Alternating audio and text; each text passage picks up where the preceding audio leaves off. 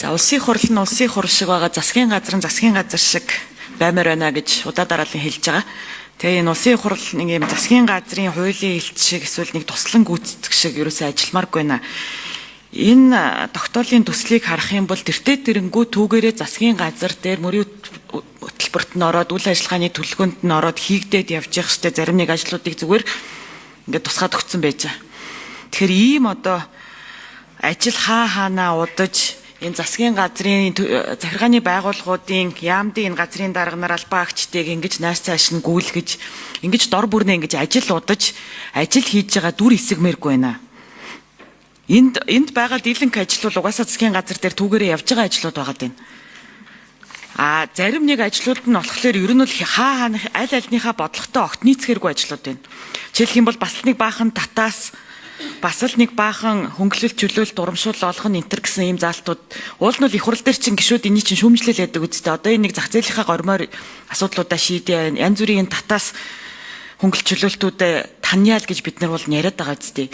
Тэгээ хаанаасаа ийм тогтоолын төсөл боловсруулагдаад ороод ирдгийг эдийн засгийн байнгын хороо санаачилж байгаа бол яагаад эдийн засгийн байнгын хорооны гишүүд дотроос ажлын хэсэг гаргаад ч юм уу явуулаагүй? Түүгээрээ энэ нөгөө яамдынхаа хэдэн дарга нарыг дуудаад энэ яамдынхаа хүмүүсийг суулгаад ингээд нэг өөгч биш булчирхаач биш засгийн ажилч юм уу их хурлын ажил ч юм уу ойлгомжгүй ийм асуудал ер нь хийхэ болов яасан юм бэ? Тэгээ эдийн засгийн байнгын хорон дээр яг энэ тогтоолын төслийг хэн боловсруулсан? Заяавал дарга өөрөө боловсруулсан юм уу? Энд чи айгу ойлгомжгүй байгаа даа шүү дээ. Тэгээ эн чи бид бүхний нэрээр явна гэсэн үг шүү дээ. Тэгээ ийм хэн чирэггүй баахан цаас үйлдвэрлэлцдэг. Дараа нь тэгээд улсын хурал яг бодит хуулийнхаа хэрэгжилтийн араас энэ хууль тогтоомжийнхаа хэрэгжилтийн араас явах гэхлээр маш бага одоо хэрэгжилттэй болоод идэг. Тэгээ хаана бид нар ахаал хил ам хийгээ сууна. Тэр ийм хоёрын хооронд ойлгомжгүй зорилго нь тодорхой бус зүйлүүд ер нь бол хийж хаана цагаа өрмээргүй байна гэсэн ийм саналтай байна. Тэгэхээр би бол энэ тогтоолын төслийг бол ер нь дэмжиж болохгүй гэж харж байна.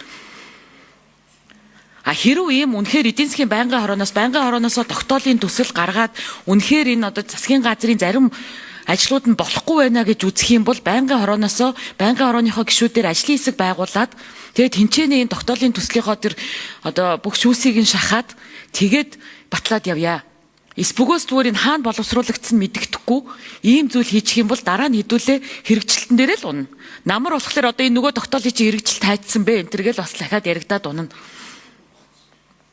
Тэгэхээр хаана ингэж юусоо биенийхээ цагийг үрхээ болий. Тэгээ засгийн газар өөрөө ажиллаа түүгээрээ хий. Саний над ярьжсэн ажлуудынхаа асуудлуудыг тэгээд өөртөө хөөцөлтөд яв. Их хурал зүгээр хуулийнхаа хэрэгжилтийг шахаад ажиллая л гэсэн юм саналтай байна.